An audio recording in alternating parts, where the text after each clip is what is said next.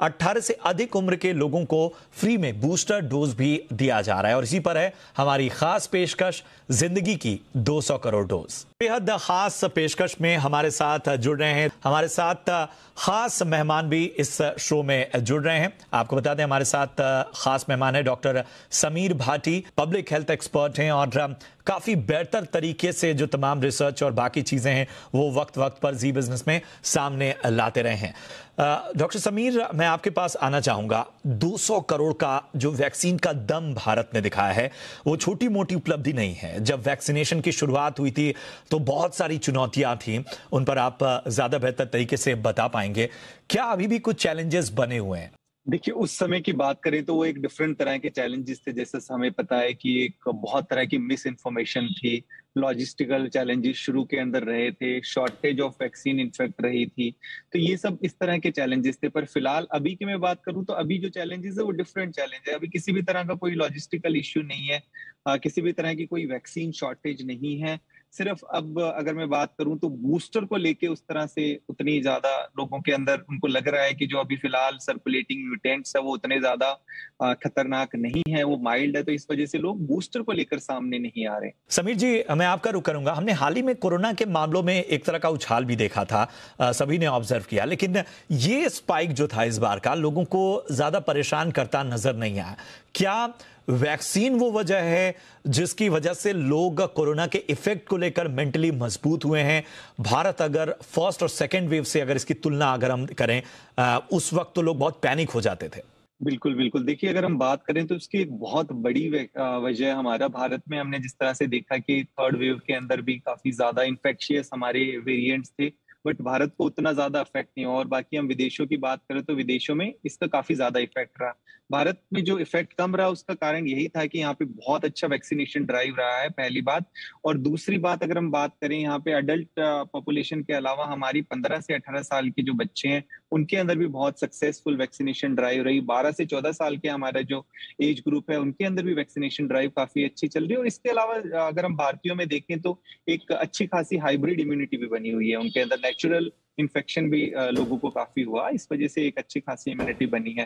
तो यही एक काफी वजह रही है कि इसका लोगों में भी काफी कॉन्फिडेंस रहा है और मेडिकल फैटर्निटी को भी काफी ज्यादा कॉन्फिडेंस है। जिस तरह से थर्ड वेव के अंदर भी देखा है कि हमने इन्फेक्शियस वेरिएंट इतना ज्यादा होने के बाद भी हमने किसी भी तरह की कोई हॉस्पिटलाइजेशन या किसी की तरह की कोई मोर्टेलिटी नहीं देखी। बिल्कुल।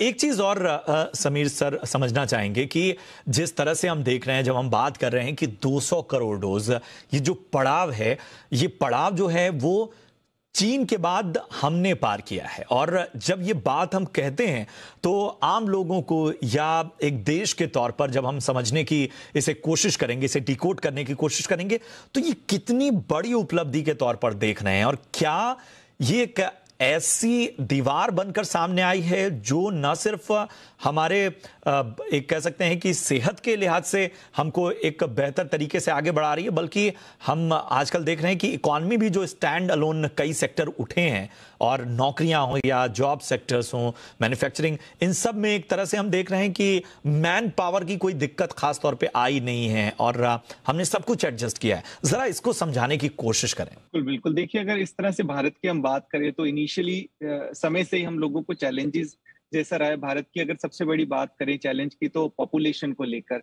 और इसके अलावा अगर भारत की हम ज्योग्राफिकली भी अगर उसको देखें तो हमारा बहुत सारी पॉपुलेशन है जो सेमी अर्बन एरियाज में रहती है, रूरल एरियाज में रहती है, इस तरह के आदिवासी एरियाज में काफी सारे लोग रहते हैं। वहां तक हमारी वैक्सीनेशन ड्राइव पहुंची है। लॉजिस्टिकली वहां तक पहुंचना कितना ईजी था और कोविन ऐप के थ्रू कितना प्रोसेस भी कितना इजी हो गया, स्मूथ हो गया। तो इन सब चीजों को देखने के बाद और वैक्सीनेशन ड्राइव इस तरह से होने के बाद हमारी इकोनॉमिकल एक्टिविटीज भी ठीक तरीके से ओपन हुई। इससे लोगों के अंदर काफी ज्यादा कॉन्फिडेंस बढ़ा। तो ओवरऑल अगर हमारा वैक्सीनेशन ड्राइव देखें तो वो बहुत ही एक साइंटिफिक तरीके से चला है।